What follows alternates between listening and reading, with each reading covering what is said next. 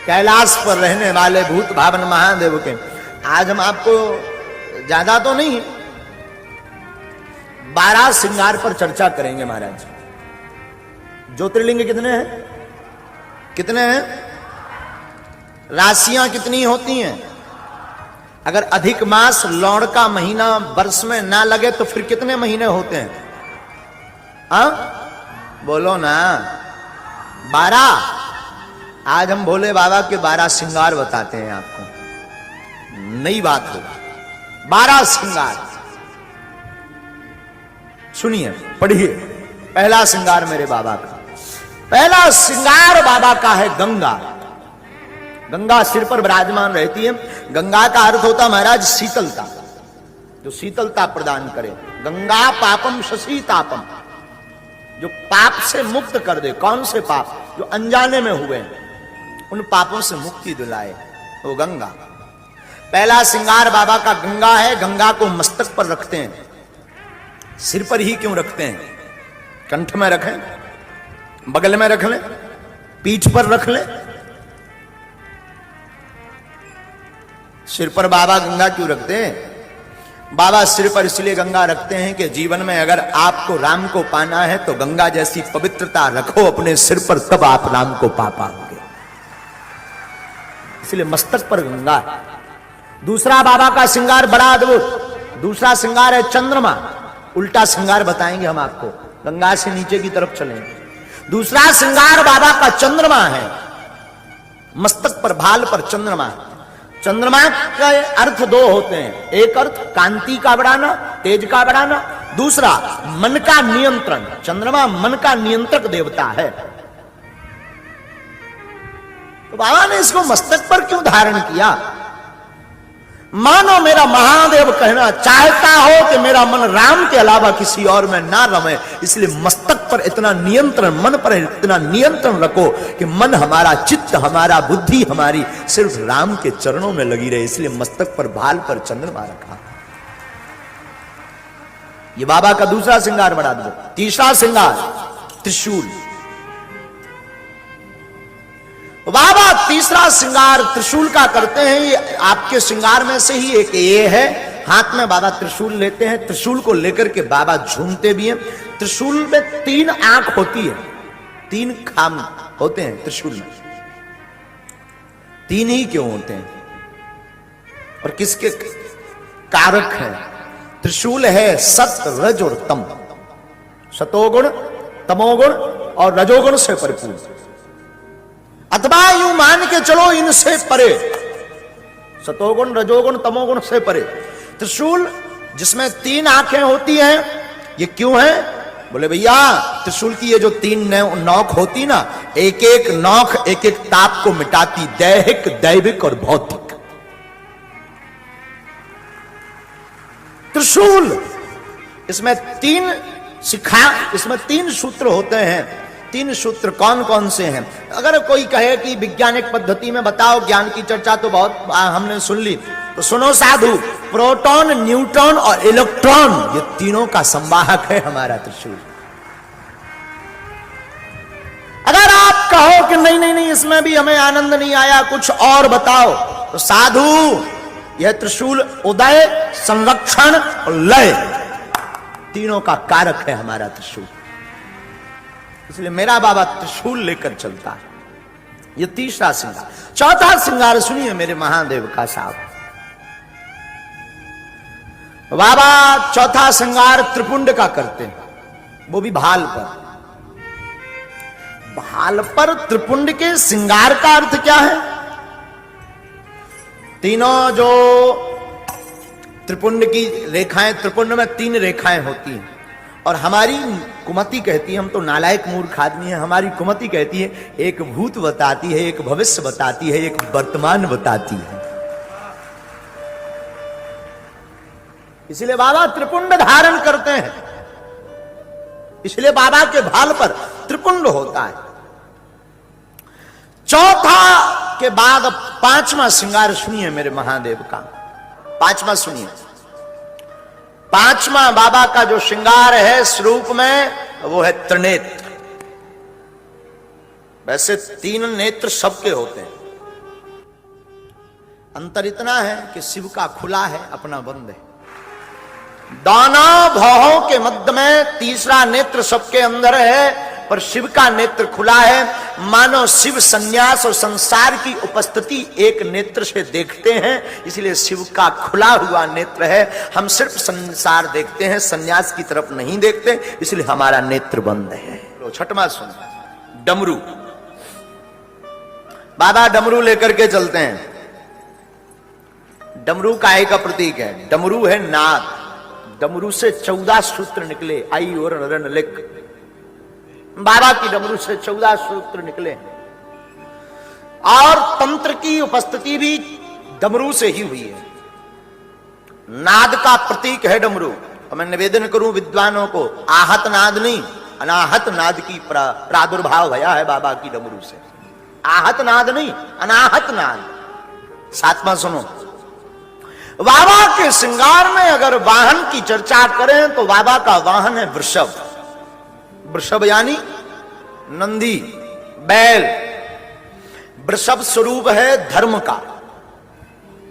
नंदी को धर्म कहा गया, और नंदी के धर्म के 4 रूप हैं, अर्थ, धर्म, काम, मोक्ष।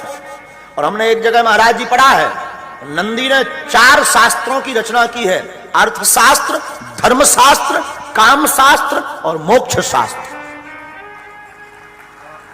हाँ, इन 4 रूपों की रचना नंदी ने की है।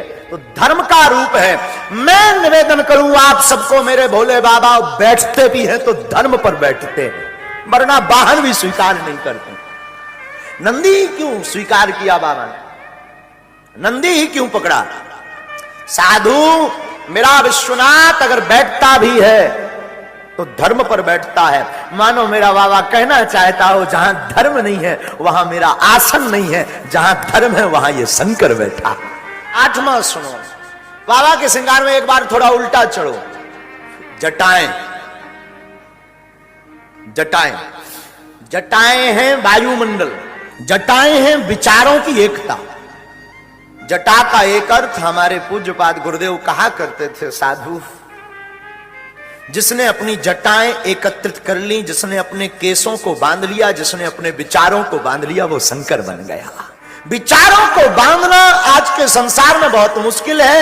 आप अपने जीवन काल में बहुत कुछ बांध सकते हैं, जल का बांध सकते हैं, एक घड़ी कोई बहुत घृणा होने पर काम का बांध सकते हैं, पर विचारों को बांधना बहुत मुश्किल है। लेकिन अगर विचारों को बांधने की आपके मन में जिज्ञासा जगे तो शिव का चरित्र पढ़ना, शंकर की उपासना करना। शंकर जीते भी हैं तो जटाओं को बांध कर जीते हैं। क्यों? क्योंकि जटाएं विचारों का बांधना है, विचारों को बांध करके ही राम को पाया जा सकता है। मानो यही शिव कहना चाहते हैं।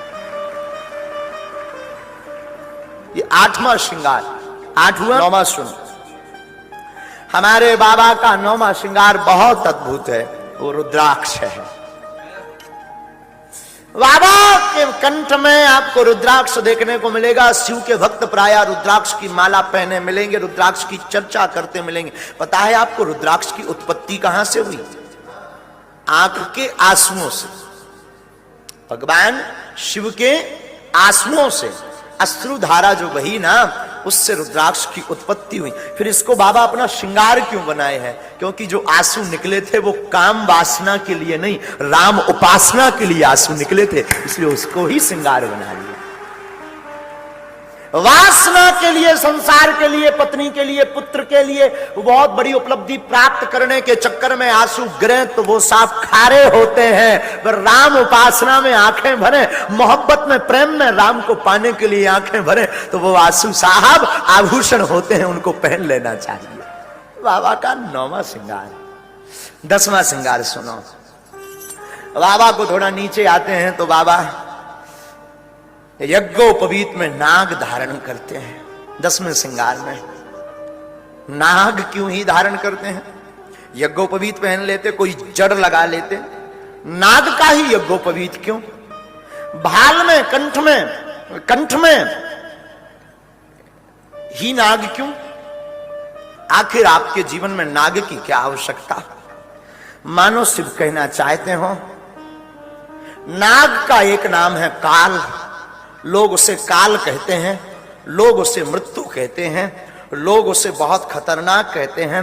मानो शंकर कहना चाहते हो कि राम की उपासना में जब आप जीने लगेंगे, काल आपके गले में बंध जाएगा, काल काट नहीं पाएगा, काल आपका आभूषण हो जाएगा। जो नाग को भूषण बना ले, जो काल को आभूषण बना ले, उसी का नाम महाकाल होता है।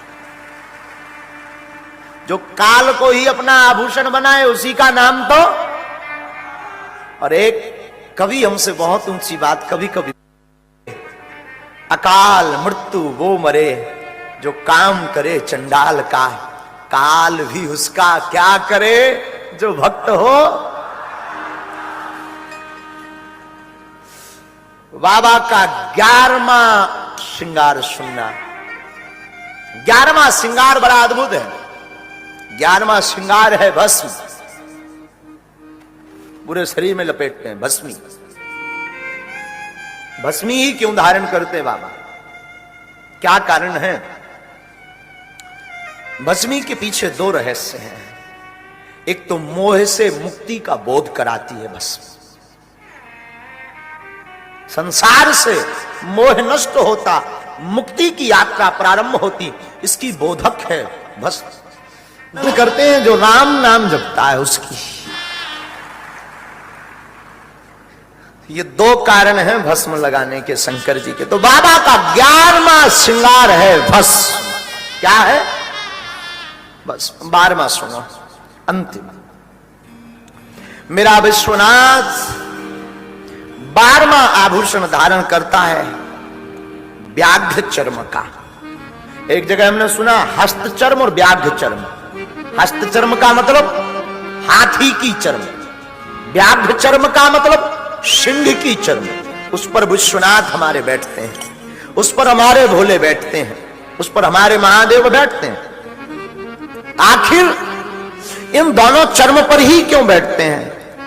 हाथी अभिमान का प्रतीक है, हाथी मतवाला होता है, हाथी में अभिमान बहुत होता है, सिंह में हिंसा बहुत होती है। अभिमान और हिंसा को जो दबा करके बैठा रहता है, उसी का नाम तो शिव है, उसी का नाम शंकर है। हमारे भोले बाबा के ये 12 श्रृंगार, जो 12 श्रृंगार रोज अपने शंकर का करता है, उसकी 12 राशियों में कोई भी राशि हो, वो राशि कभी अमंगल नहीं करती। हमारे बाबा के इन 12 श्रृंगारों को जो प्रतिदिन दर्शन करता है, वो 12 महीनों में से किसी भी महीना दुखी नहीं रहते हैं। हमारे बाबा के इन 12 श्रृंगारों को जो प्रतिदिन दर्शन करता है या विश्वनाथ को लगाता है या करता है, हमारी बुद्धि कहती है उसको बार बार जन्म नहीं लेना पड़ता, उसकी जिंदगी में कभी 12 नहीं बजते, उसकी जिंदगी हमेशा मुस्कुराती रहती है, क्योंकि शिव तो प्रसन्न है।